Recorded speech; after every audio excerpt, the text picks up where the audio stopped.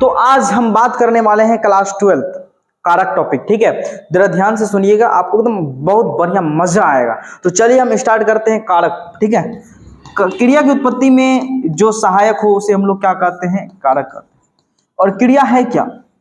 दुनिया में जितना भी काम है, चाहे वो पढ़ने का काम हो, लिखने का काम हो, हंसने का काम हो, दुनिया में जो जो काम है सब आपका क्रिया है।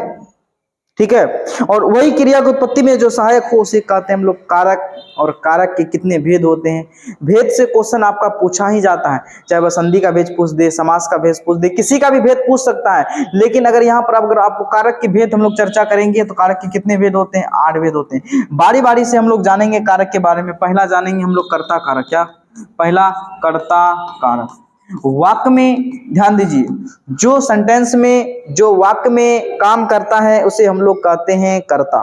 जैसे राम पढ़ता है तो पढ़ने का काम कौन कर रहा है? राम पढ़ता है तो पढ़ने का काम दरअसल कौन कर रहा है जी? राम कर रहा है। तो यहाँ पर राम कर्ता हो गया। और कर्ता कारक का जो चिन्ह होता है ने या शून्य होता है। तो जैसा कि यहाँ आप देखिए, यहाँ पर ने नहीं लगा हुआ, फिर भी ये कर्ता कारक है। ठीक है, अब बोलेंगे राम ने रोटी खाई, क्योंकि रोटी स्त्रीलिंग है इसीलिए खाई होगा।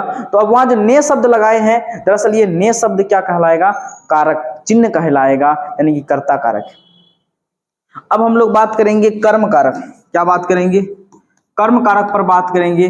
देखिए, कर्म क्रिया का फल जिस पर पड़ता है। जैसे अगर हम बोल रहे हैं राम आम खाता है, राम आम खाता है, तो यहाँ पर खाना क्या है? आपका क्रिया है। और इस क्रिया का फल किस पर पड़ रहा है जी? आम पर पड़ रहा है। दरअसल ये आम क्या है? आपका कर्म है। तो क्रिया का फल जिस पर पड़ता है उसको हम लोग कर्म कहते हैं। क्रिया का फल जिस पर पड़ता है उसको हम लोग क्या कहते हैं? उसको हम लोग कर्म कहते हैं। ये भी आपको ध्यान में रखना होगा। ठीक है, चलिए नेक्स्ट अगले चीजों पर हम लोग बात करेंगे करण कारक। क्या बात करेंगे? करण कारक। और करण कारक का चिन्ह जो होता है वो आपका से होता है। क्या होता है?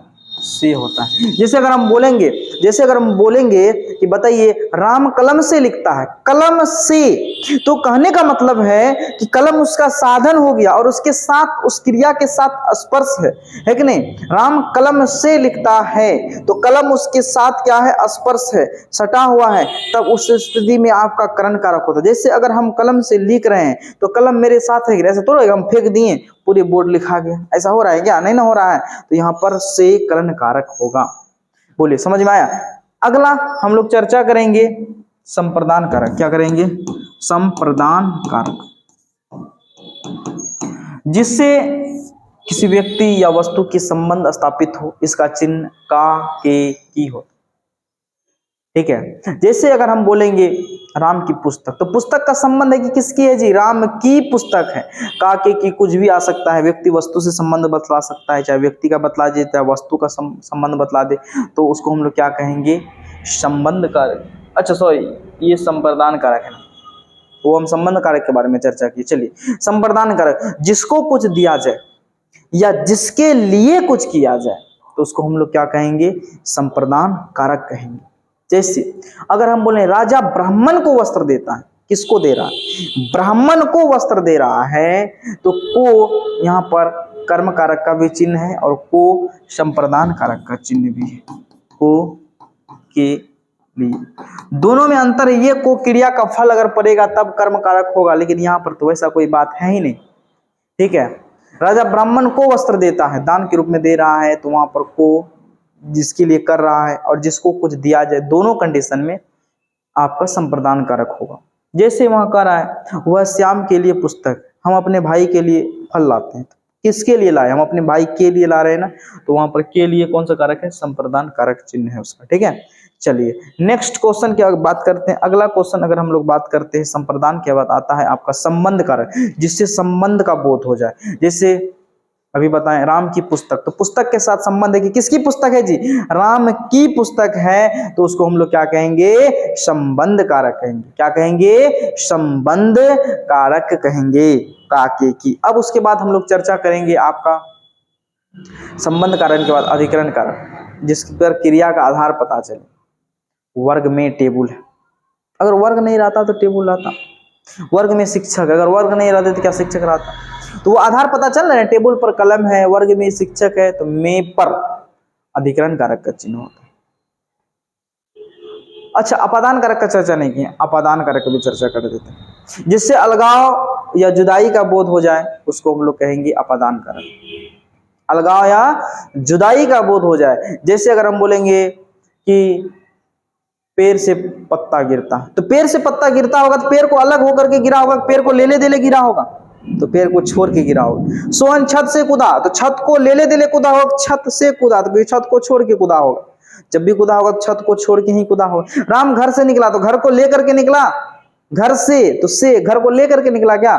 घर को लेकर के नहीं निकला है, समझ गए? घर को छोड़ के निकला है, तो उसको जुदा कर दिया, अलगाव कर दिया, अलग हो गया, तब वहां पर कौन सा कारक होगा? आपका अपादान कारक होगा। जहां अलगाव की बात हो, जहां जुदाव की बात हो, जहां निखरने की बात हो, बिखरने की बात हो, दूर होने की बात हो जाए, तो वहां पर आपका अपादान कारक होती है।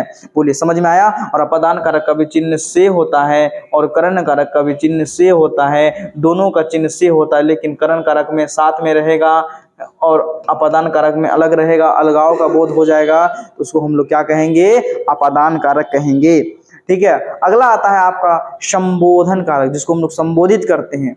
इस कारक का प्रयोग हम लोग पुकारने में करते हैं, किसी को बुलाने में करते हैं। नहीं कहता अरे सलमा, अरे सलमा, तो अरे शब्द बोले तो उसका ध्यान कहता ना सर, हाँ बोलो क्या बात है बाबू, ऐसे बोलता है। तो सर, अरी, अजो, अही, अरी, ये सब आ जाए तो समझ जाना है आपका कौन सा कारक है? आपका संबोधन कारक। हाँ, और संबोधन कारक के अंत में विस्मयादि बोधक चिन्ह लगेगा। हे राम, लास्ट में ये विस्मयादि बोधक का चिन्ह, एक्सक्लेमेशन मार्क्स इसको कहते हैं, विस्मयादि बोधक का चिन्ह लगेगा। ठीक है, तो वो आपका संबोधन कारक हो जाएगा। तो चलिए, उम्मीद कर रहे हैं आप लोगों को ये अच्छी तरह से समझ में आ गया होगा। और आप लोग लिख लीजिएगा, प्रत्येक कारक लिखिएगा। अभी हम लोग एक बार फिर से दोहरा देते हैं। अभी हम लोग क्या पढ़ें? कर्ता कारक का चिन्ह क्या पढ़ें? ने या शून्य। उसके बाद बोलिए कर्म कारक का चिन्ह को या शून्य।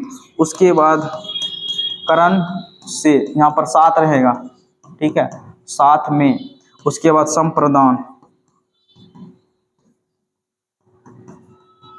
को के लिए। उसके बाद आपादान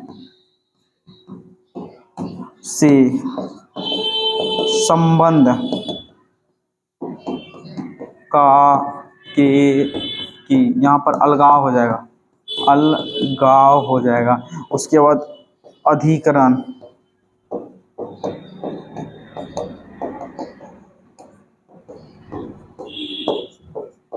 उसके बाद संबोधन, हे, अहो, अजी, हरी।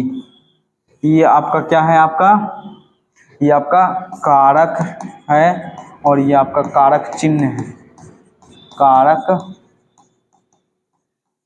चिन्ह। ये आपका कारक है और ये कारक चिन्ह है आपका। ठीक है, तो आपको बारी बारी से एक चार्ट के जरिए आप देख पा रहे हैं, इसका स्क्रीनशॉट लेना है तो आप स्क्रीनशॉट भी ले सकते हैं, या ऐसे तो लिखिए। हम आपको पहले ही बोले हैं, सभी लोग कॉपी कलम लेकर के बैठिए, बाद में लिखने का काम मत कीजिए। मोबाइल का चीज मोबाइले में रह जाता है, समझ गए? इसीलिए बैठ करके जब भी पढ़ रहे हैं, हम आपको शुरू में ही बता दिए, जब भी आप पढ़ रहे हैं पहले कॉपी कलम ले लीजिए, कॉपी कलम लेकर के लिखिए आप आसानी तरीके से, अच्छे तरीके से, तब आपको ज्यादा दिन तक याद भी रहेगा, समझ में भी आएगा। ऑफलाइन में यही ना होता है कि टीचर पढ़ाया समझाया, अब लिखो, ऐसे लिखता है तो उसका दिमाग में बैठने लगता है चीज। अगर एक बार बैठ जाएगा ना तो फिर निकलेगा नहीं, याद रखिएगा। इसीलिए बैठाने के लिए आपको खूब मेहनत करना होगा, स्टार्टिंग में मेहनत करना होगा, समझ गए ना? और आप लोग जो ग्रुप में नहीं जुड़े हैं तो कृपया करके आप लोग ग्रुप में जुड़ जाएं, क्योंकि हम बार बार जब भी लाइव लेकर के आए या पीडीएफ वगैरह डालना हो तो कहाँ डालेंगे? जैसे तो आपसे जान पहचान है नहीं, जब आपको हम भेज देंगे तो ग्रुप में जुड़िएगा, तभी तो आप मेरे कांटेक्ट में आइएगा, तभी तो आपको पीडीएफ नोट्स का लाभ मिलेगा।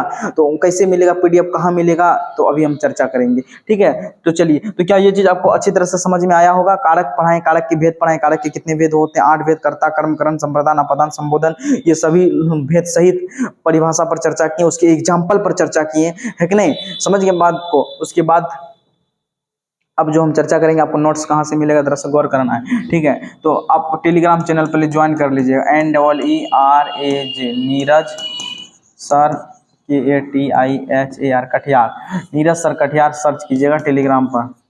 टेलीग्राम पर सर्च करके ज्वाइन कर लीजिएगा, ठीक है। उसके बाद अगर व्हाट्सअप नंबर, आप व्हाट्सअप पर जुड़ना चाहेंगे तो इस नंबर पर मैसेज करेंगे 9572654988।